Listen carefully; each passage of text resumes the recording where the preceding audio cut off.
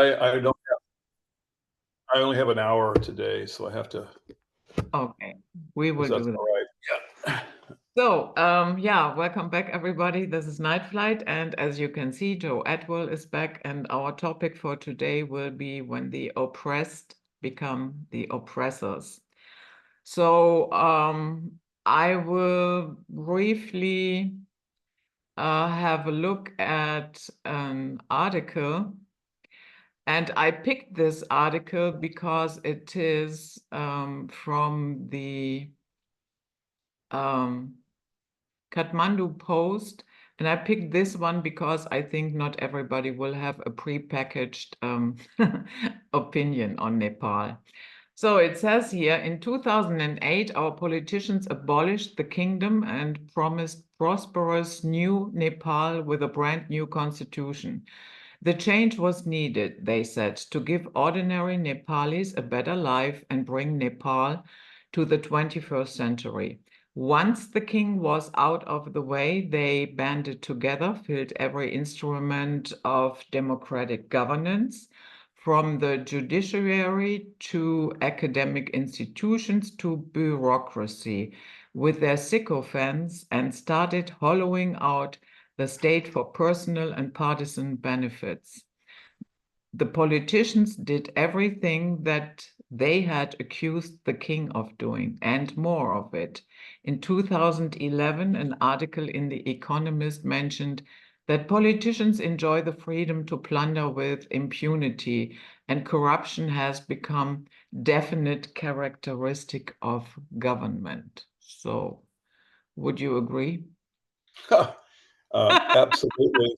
Well, first of all, it's good to see you again, Judith, and thanks for having me back. I enjoy these discussions. Hope we can do a great number of them. But to your point, yeah, this is the fundamental playbook of the oligarchs is to offer the brave new world to the inhabitants, and because of that promise, then the population is supposed to give up political power. And I wanted to, kind of go back a bit just to show how long-standing the process, this technique has been used. And I mean, certainly it was in existence in ancient Egypt with the man god, the pharaoh. Um, the theology of Egypt is not that well understood, actually, but it's generally understood that there were, kind of promises to the population concerning an afterlife. And this certainly, this technique was certainly used by Christianity, reused by Christianity. Um, and I would point out that the Christian sort of workers' paradise is, after a person dies, they're able to enter heaven. The celestial brave, I mean, workers' paradise is really of great advantage to the oligarchs, because it's very inexpensive to maintain something that is occurs after one's death. Um, and I would, just suggest, I mean, it's self-serving, but I do think the analysis is important to understand the concept, is in Caesar's Messiah, I show in the book I wrote, Caesar's Messiah, which is about the origins of Christianity and the purpose of it, the political purpose of Christianity. Um, I show that really all of the sort of beneficial and humanistic aspects of Jesus's uh, description of the universe and the world and his hopes for the future. All of these things are very political. They are all, in fact, a kind of mind control to create a certain political position in the population, one that the oligarchs want to have maintained, which is just no rebellion.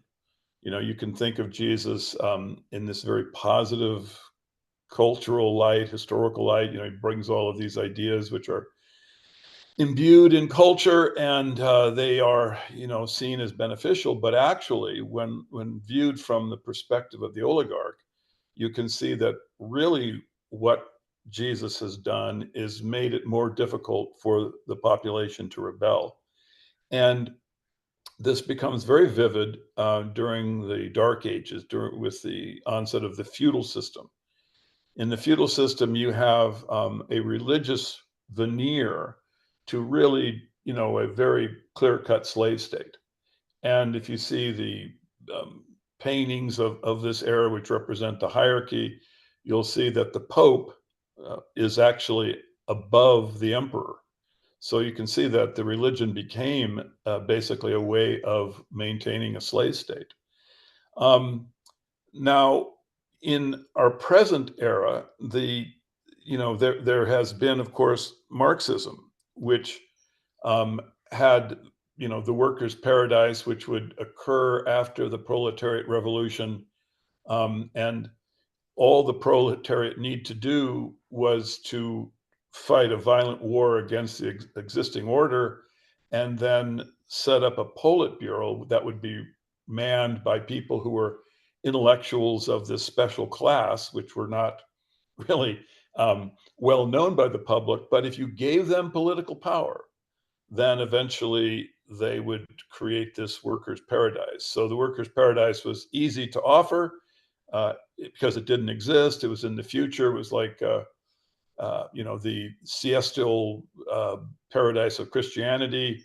But the main aspect of it is that you had to give up political power, basically permit a kind of dictatorship that was going to eventually get you to the workers' paradise. And of course, we saw what happened there. It was another feudal system. It was the exact same process that Christianity went through, which led to the catastrophic, effect upon the Europeans, where the intellectual light, the kind of Socratic method that had been developed, by the Greeks and then used to a large extent by the population in Rome, where you would use logic and reason, and you would try to understand reality with those principles.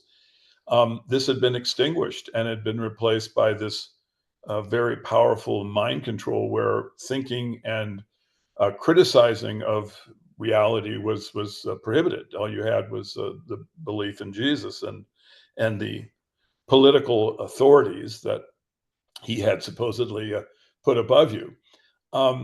So this was, the Christian situation, and it was catastrophic to Europe, obviously.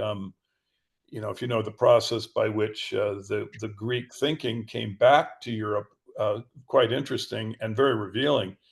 The Crusaders brought back from the Arabs, the Arabian areas that they had, conquered or interacted with. They brought back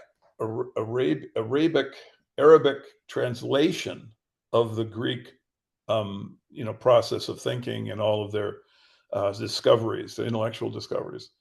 So this was how the Socratic method was reintroduced to Europe 1,000 years or 1,500 years after it had been created and had been destroyed by Roman Christianity. It was these translations then that came back and then were retranslated into the European languages, which then promoted the Renaissance and the Reformation. Well, what was kind of amusing and interesting is that, and telling, is that the universities of that era only had study of things that were basically handiwork of God. They had biology, which was presented to the public as God's handiwork. That was how it was studied. And theology, which was simply the study of the process by which the political system existed through the divine right of kings given to them through Christianity. So when they got the translations of all of this Greek Socratic kind of process, they didn't know what to do with it, and they created a department to study just this phenomena, and they decided to call it the humanity department, because basically, after studying God for all these centuries, they were now going to study something that had to do with the human mind, and so it became our which today is known as the Humanities Department in universities. So this process went forward, and then there were, of course, people who had the desire to end the Christian culture and the authority that it had over the world. And the most predominant and successful of them were what I would call the Judeo-Masonic oligarch class. And when I discuss this, I always preface it by saying, you get into basically what is, when you discuss this, when you start analyzing it, you get into, an area where you're exposing kind of this hidden Judeo-Masonic control over our political system. And people, I think, often think that it is an anti-Semitic position. It is not that. This isn't an accusation of the Jewish people any more than a study of the mafia would be an accusation against the Sicilian people.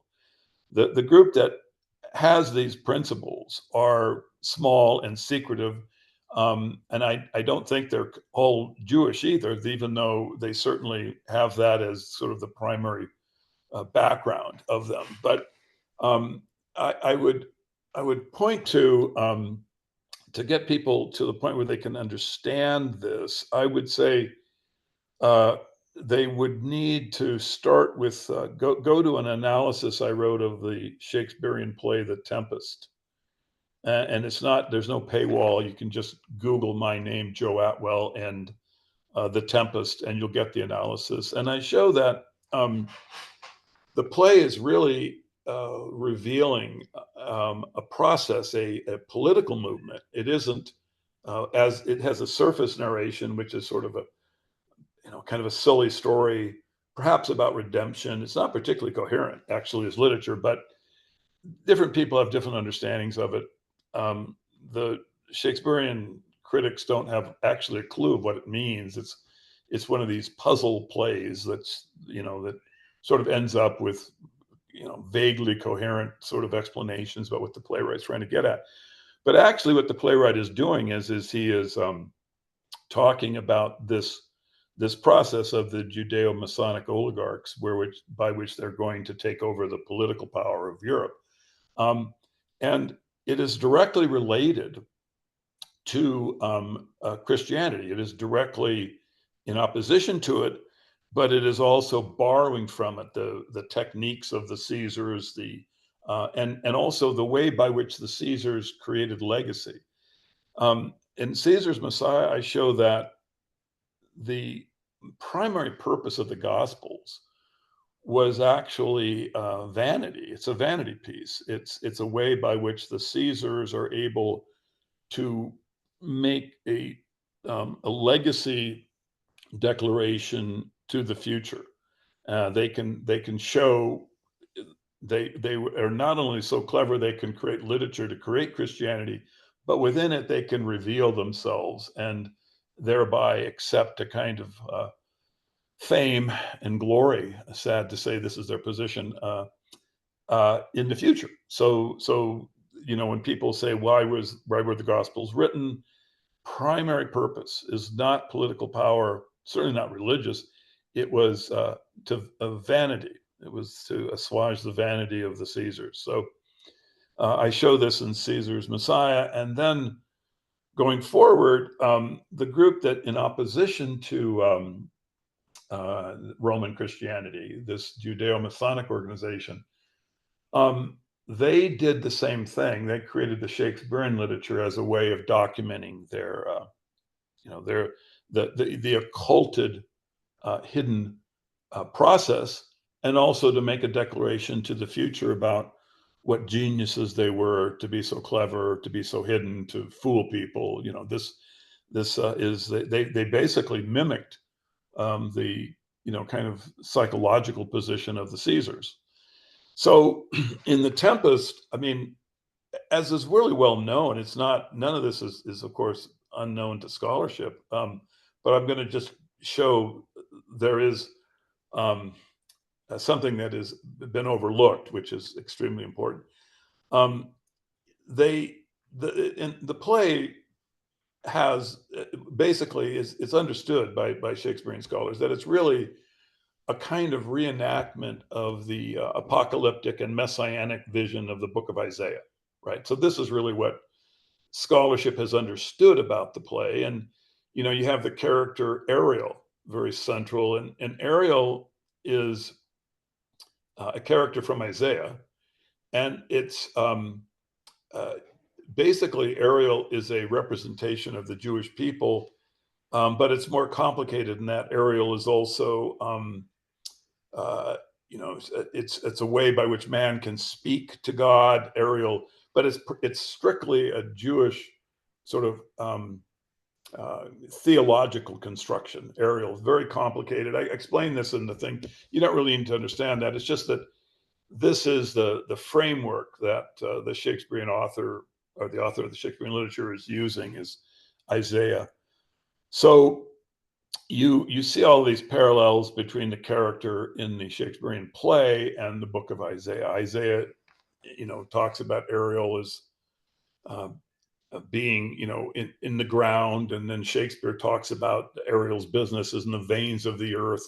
So all of these parallels are set up between the character that Shakespeare used and the character in the Gospels. And in fact, even the name The Tempest comes right out of Isaiah. And so what hasn't been understood is, well, what exactly is the playwright, you know, referring to with all of this, and why would a Gentile author be so focused on this, the book of Isaiah? And I won't go into the analysis any more than just to show the sort of the most important aspect of it, which is not too hard to understand.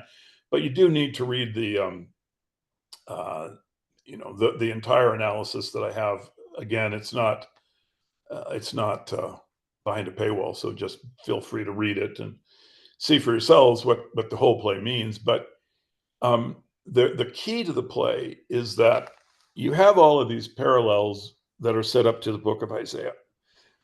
But what hasn't been understood is that even though most of the parallels are at the beginning of the play, is that the playwright actually becomes more subtle and is referring to events in Isaiah, not just at the beginning of the book of Isaiah, but toward the end. And this is critical because this is where the vision of Isaiah becomes manifest. And you can see that Isaiah is predicting basically a post-Gentile world, right?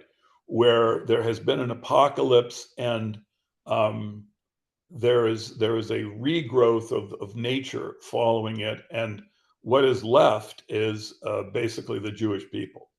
So that's a broad stroke. It's more complicated than that, but just for the purpose of this analysis, that's what the Shakespearean literature is linking to. And so in the Shakespearean literature, toward the end, you get Ariel talking about, you know, where the bee sucks and where the owls do cry, and where under the bough of the blossom, you know, she's talking about this lovely world she's going to enter into.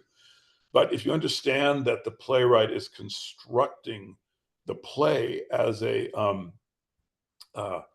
you know, as a kind of reenactment and a recapitulation of the ideas in Isaiah, then you can see that when you get to that passage from Shakespeare, that he's actually linking to Isaiah 35, 1 through 2, and Isaiah 34, I believe it's 34:11, where he talks about he talks about the owls dwelling in the new world, and he talks about the blossom of the rose and the boughs, you know, manifesting. And I have this analysis, which again is a little lengthy, so I'm not going to go into it too much. But there, you have this this new world order basically being, you know, manifested. Now, the reason why this is so important is that, excuse me one second, I'm going to take a drink, is that the Shakespearean play is one of the places where we get to understand what the term Brave New World means. Now, Brave New World is used in the play, and this is really, for example, where Huxley would get the title from. So when in the Shakespearean play, when they talk about, when this the Brave New World, what they're really talking about is the manifestation of Isaiah that I just represented. So in other words, the Brave New World is the world of the post-Gentile apocalypse that Isaiah is set out. This is what the term means. This is not well known by the public, unfortunately, but there is actually another example of this, which is even more important, in my opinion, which is not as well known, but is clear in its understanding. Rudyard Kipling, Rudyard Kipling, he wrote a poem that was secret. It was specifically not to be published during his lifetime, and a copy of it with letters concerning the poem was discovered after World War II was over. And amazingly, what had happened is this secret poem had been given by Winston Churchill to Franklin Delano Roosevelt in October 1943. And they had a long discussion about the poem, about how wonderful the poem was and how important it was, how significant it was. And but they in the correspondence, they said, we have to keep quiet about this poem. So this poem is the other place where the expression is clearly defined, where the Brave New World is discussed. And I would mention that Kipling, of course, is one of the most famous Freemasons in history. When I talk about the Judeo-Masonic sort of, conspiracy and of course historical process, Kipling is key because he was also linked directly to the Rothschild family. He was their family poet, and he would spend the summers with them, vacationing in their I think it was in Cecil Rhodes' estate in Africa, for heaven's sakes. And this was year after year. So Kipling is definitely in the oligarch class. And the poem that he wrote was called The Burden of Jerusalem. Again, this is online. You don't have to pay money. It's a fascinating thing to read. Just to read the exchange between Churchill and Roosevelt is so revealing. And in the poem, it describes the passage in Genesis where the slave of Sarah was slapped around, that the power of the slave was given by Abraham to just do what you want. And so, this is quite a slave sort of proclamation, right, of in Genesis of how non-Jews are to be treated. And the play talks about all of the struggles between Jews and Gentiles, and it talks about the battles that went on over and over again, and Babylon, and the problems with the pharaohs, and then the Crusades. So it goes on. It's kind of a history of the struggle that the Jewish people have had with the Gentiles. But then it talks about how the Jews are going to respond. And it says that it does not pay to interfere with Cohen from Jerusalem, that in the course of time, everything is clear. The Jews will eventually come to power. And then it talks about that because underneath the rabbi's fur and fanciness, and most importantly, it says, and underneath the scents and rings of movie kings. He's referring to Hollywood, to show business, movie kings, the Jewish, kind of organization of Hollywood. And remember, this poem is written before World War II, so this is, Kipling's being very prescient. But Kipling says that underneath that, the unleavened blood is that he said burden Gentiles. They have to bear the weight of Israel's hate, because Titus, he's the one who destroyed the temple, and he's also talking about Gentiles in general, will not be brought again to Jerusalem. And so then he concludes the poem. He just talks about the slapping of the slave woman, that Genesis mentions, and that this was deserved. This was the Gentiles have misbehaved, and so now you've been put into a slave condition, and it's correct. But the critical part of the poem is that, what is important is that Kipling uses the expression "brave new world" in another poem, which is given context by the one that the secret poem that he had with Churchill, and there, what he said was, it was in a poem called "The Gods of the Copybook Heading." Now, the copybook heading was a pamphlet, or little kind of tablet that English school children had, which had statements on the top, biblical statements, and they're almost exclusively from the Old Testament, right?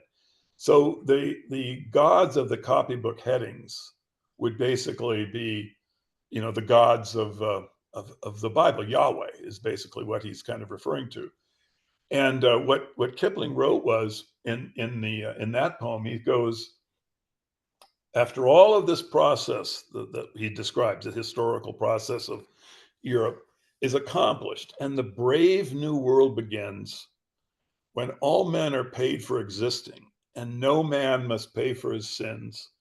As surely as water will wet us, as surely as fire will burn, the gods of the copybook heading with terror and slaughter return.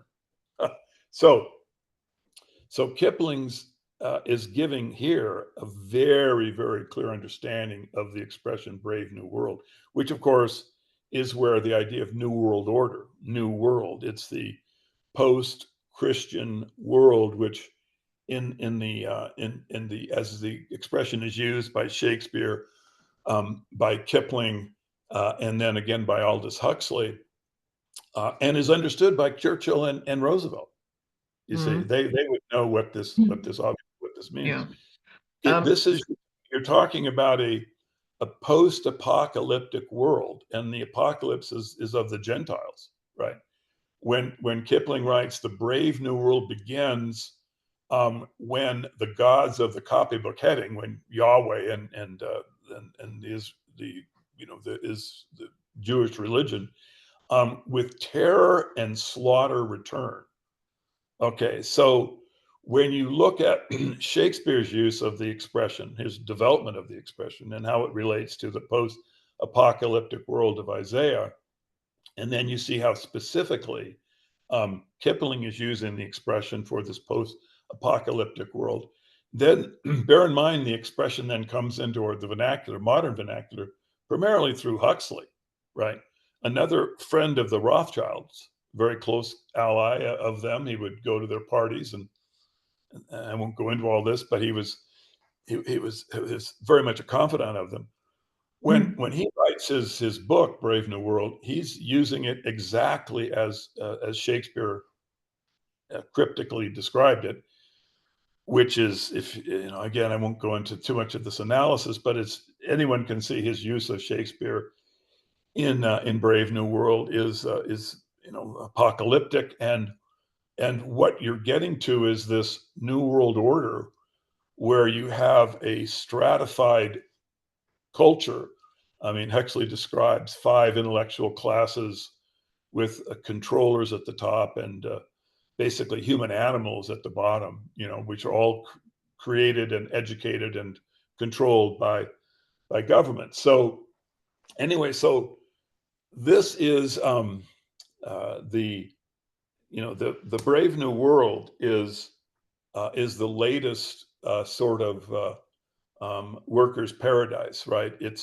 In the case of these writers, it's not, even being presented as sort of as something that's really wonderful, even though I guess in the play The Tempest, you can understand it that way, and even to some extent with Huxley. But really, it's just another example of the worker's paradise. In other words, you're being told to give up your political power for something that will happen in the future that will make your life better.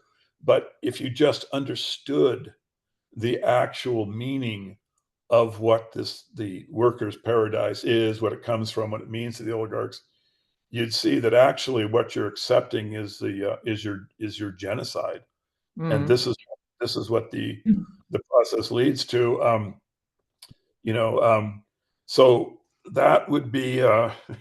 I know it's a kind of a lump, and I know that someone who listened to this will need to spend a little bit of time with the literature, but again, the stuff, my analysis of the Tempest is Are you straightforward. familiar with Paolo Freire?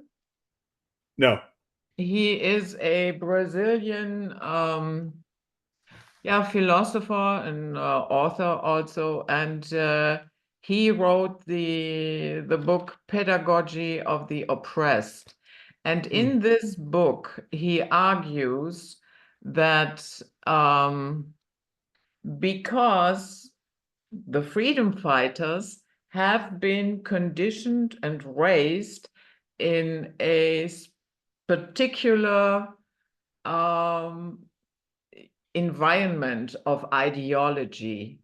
And he argues that because of that, because they have also internalized the mechanisms of oppression, and therefore, he says, a lot of times when people rise up, in the end, they bring in an even worse scenario. Let's That's say French Revolution. Yeah, it's a Yeah. great example. Yeah. Yeah, Yeah. I mean, it ended with the terror reign of Danton. And I guess in the very beginning, nobody really expected that. Well, I mean, the Bolshevik Revolution. Look at the Hungarian Revolution.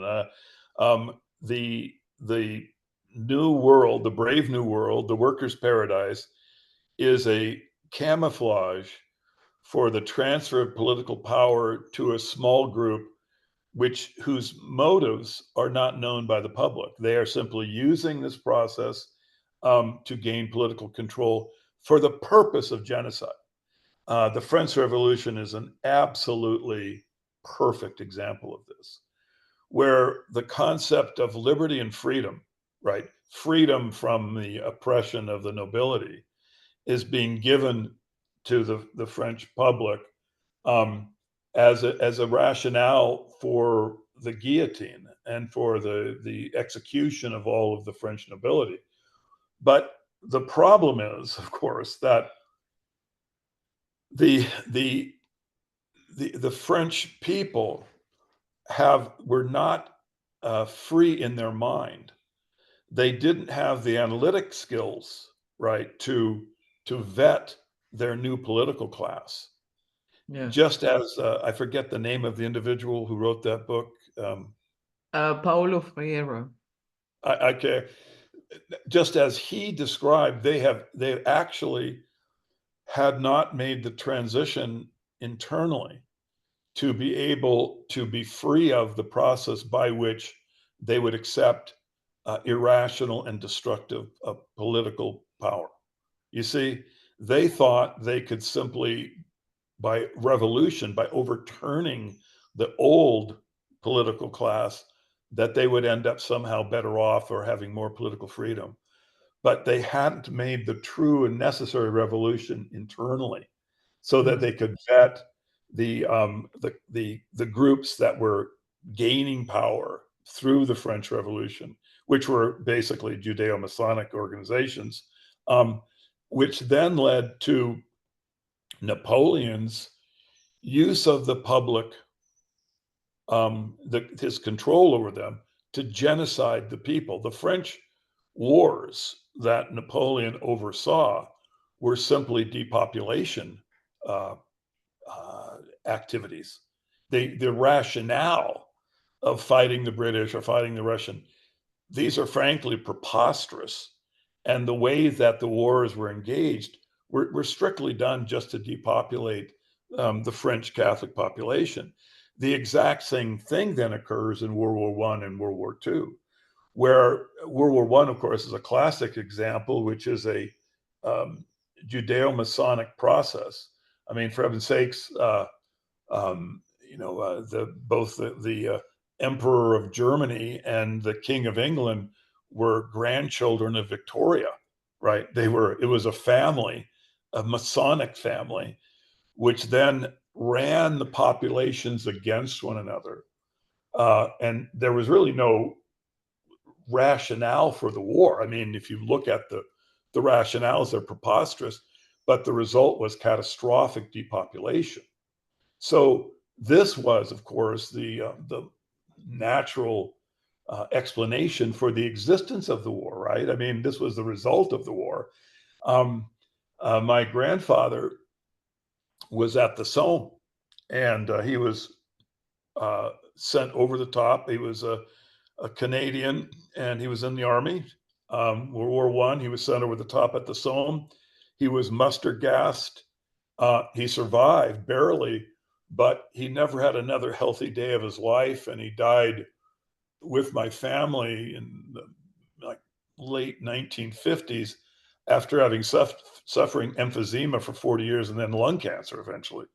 So this is a very personal to me, kind of issue, even though it seems so far in the past. But World War I was, when you look at it objectively, you can see that it's just part of this process. It's part of depopulation that is going on because the Judeo-Masonic organization would rather restructure the population of Europe in ways that they want. I mean, currently you have, a process where you have immigration going on, which is just massively irrational.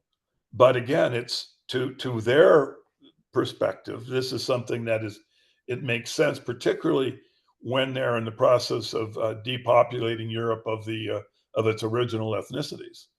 So we're in a world where it's really not very much different that went on in the Dark Ages, where the populations were strictly controlled by the oligarchs, where they had a kind of a brave new world or workers' paradise that was given to them as the rationale for the process, which was basically inhuman. The feudal system was, I won't go into the great details of it, but it's just inhuman destruction of humanity, and of what it means to be human.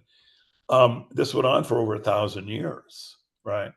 So that process had Jesus and the afterlife that you might gain from participation in the religion. Well, now we have the New World Order, the woke kind of idea of this workers' paradise that will eventually occur, once the oligarchs finish their process and the populations are restructured as they see fit. But all I can say is people who believe that are just very naive. And, there are many things that are given to us, as like in Christianity, you get these concepts that seemingly are beneficial, but you have to always remember to vet them. And this is, Judith, it goes back to like, say the French Revolution is a clear example, where look, if the public had the right kind of skepticism and sort of Socratic intellectual process at their disposal, they would never have bought in to the workers' paradise that Napoleon was offered, which was supposedly this new freedom and liberty and equality, these concepts. They would have seen that actually he's just reinstituting a slave system. And here it's far worse than the ones that the Gentile nobility were offering to the public, because here Napoleon was just interested in literal depopulation. So we're at this point again. This just occurs time and time again in our history, where the oligarchs are able to organize culture so that the public can basically accept being genocided. And here, you look at the vaccines. I mean, you just look at the health statistics of people in the West. The sperm count is down 60%. Autism is through the roof. I mean, both of those things are goals for the oligarchs, right? Mhm. The public think of the autism as a kind of onset of the Brave New World, where you have the epsilons and the deltas, right? This is really what's going on. If that wasn't the case, you would have nothing but resistance to our biological culture, because the public would see that we're being genocided. You cannot have this amount of increase in autism, this level of destruction of the sperm count, this level of increase in diabetes, if this wasn't actually ordered from the top moving down. There would just be, the newspapers would have these stories as headlines every single day, because you're looking at the greatest genocide in European history. And no one is even just talking about it, because it's occurring in slow motion inside the biologies of the individuals. But it is going on, you see. Yeah. So anyway, this is, sorry, go ahead. Paolo Freire, he also argues in his book that people have a unconscious fear of freedom. And I would have to say I'm on board with that. Many times when the question comes to obedience or freedom, I have the impression that a lot of people prefer so-called security over freedom. Absolutely. And it's specifically related to the fact that they don't have training in thinking. You see,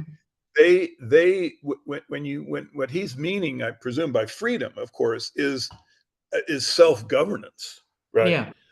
But self-governance requires the process by which you can vet and discard political opportunists that are trying to enslave you through clever sophistry and through other means. Well, if you're not used to thinking and being really truly responsible for your behavior and for your beliefs, then, just as you stated, that freedom will be basically frightening.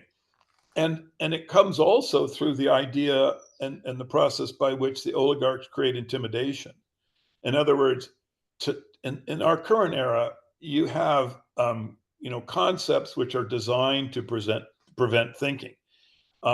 Anti-Semitism, conspiracy theorist, white supremacist, truther. I mean, there are like dozens of these Labels. expressions. I'm sorry.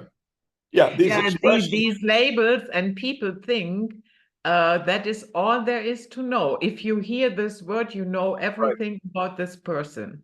Exactly. You see, they've been able to condition the public to respond to these signals by turning off the process by which they can vet the oligarchs, by which the critics of the oligarchs will be listened to.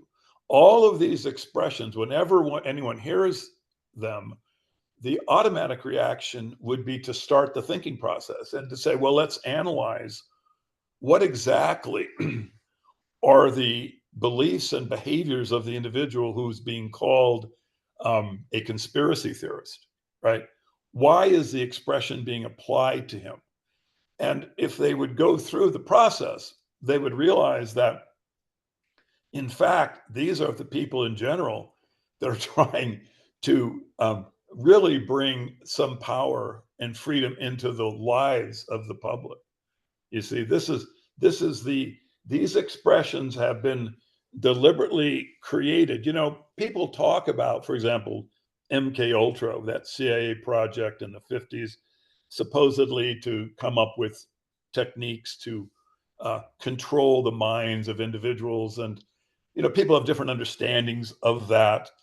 But what they don't understand is that the techniques are engaged in their very lives and in Yeah, their sure. very Yeah. minds. Mm. And if they look at how those expressions operate, they would see that they are being controlled, just like the sort of human robots, which are characterized as coming out of MK Ultra science. These are ideas that are in circulation in the public that there are these human robots that they were attempting to create, and gee, it's terrible. These things would go on. They don't understand. They are the human robot. They have been moved into a position where the actual power of their mind, which is their birthright and supposedly the thing that they are given by nature to be able to defend themselves and to create these freedoms and economic power, that they have a good life. This is what's been taken from them. You see, this ability to think, and which is why we talked earlier, in the prior show, I was saying, you're to be praised for what you're doing, because in the general sense, Judith, I mean, what you're trying to do is just to present new ideas to the public. And that would hopefully help them, begin the process of the real freedom, which isn't a freedom that's going to come from another, revolutionary organization No. that wants to destroy. The power is going to come through their ability to think better. Really, if you want to rebel, whenever people ask me, I go, yeah, you want to rebel? First thing is become healthy. Get some blood work done and see where you are in terms of testosterone, or a woman in terms of estrogen. See where you are in your biological health, and then make some changes. Because if you do that, the power you gain will simply, in and of itself, give you greater freedom. You see, you won't be depressed as much. You'll have the energy for life itself. So the first thing is to eat better, and to move away from all of the toxic chemicals, which are deliberately there to keep you impotent. And then the second thing, study logic.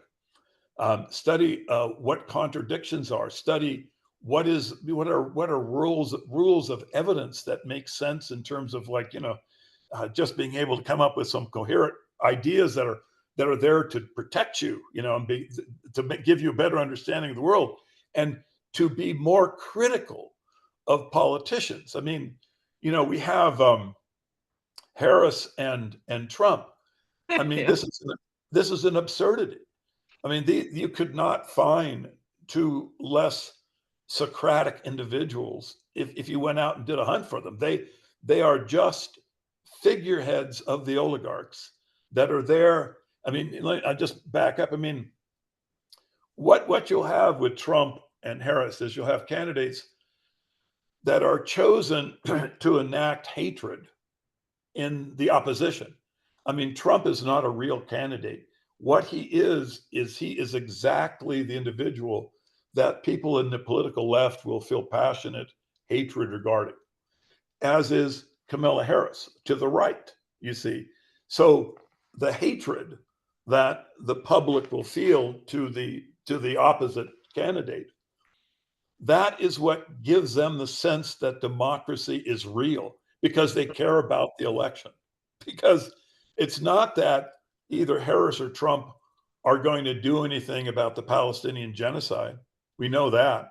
They're not going to change the Federal Reserve System, whereby you cannot audit the entity that creates credit, right, and gives it out to people for amounts that you don't even understand or know about. I mean, in other words, creates financial slavery. Those issues are off the table. Issues like that.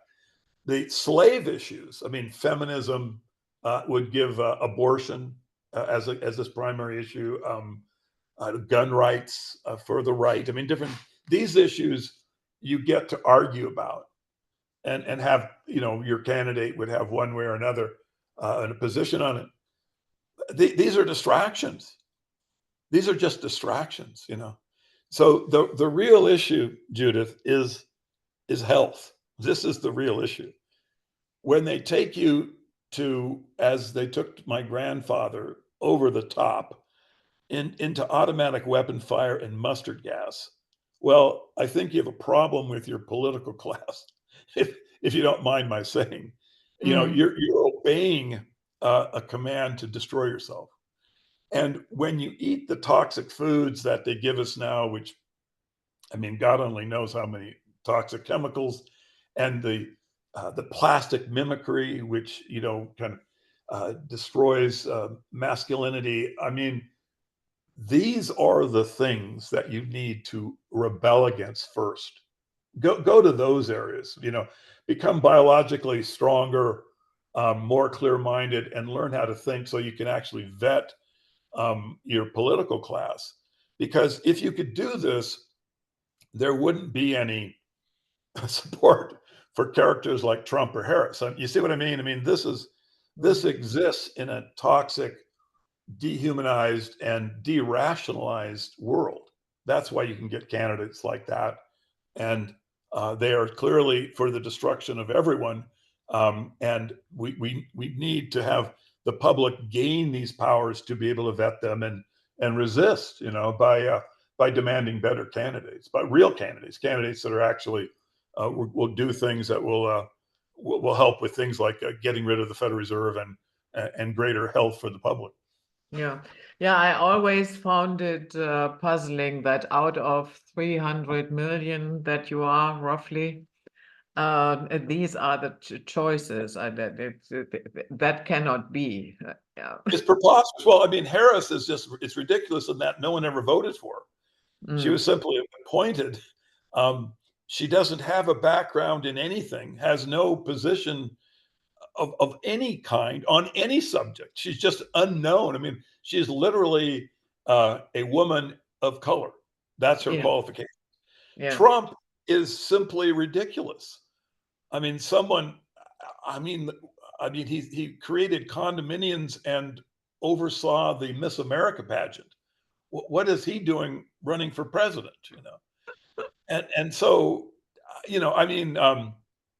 this is we are in the brave new world. We are in the brave new world, and the media produces illusions and distractions to the fact that it is as the expression was created by Shakespeare and reused by Huxley and Kipling. It's a world of genocide, of population reduction by the oligarchs. This is the brave new world. So I can only say I would hope people read the book Caesar's Messiah. And I don't like to promote the book, but in this context, I think you can see I'm sincerely trying to give people a basis for criticism. They can look at Shakespeare's at the play The Tempest, that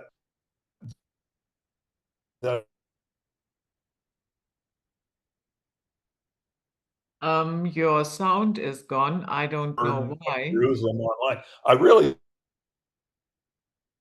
should look your at sound the is gone. Pardon? It's online. If you just Google it, type Kipling, The Burden of Jerusalem.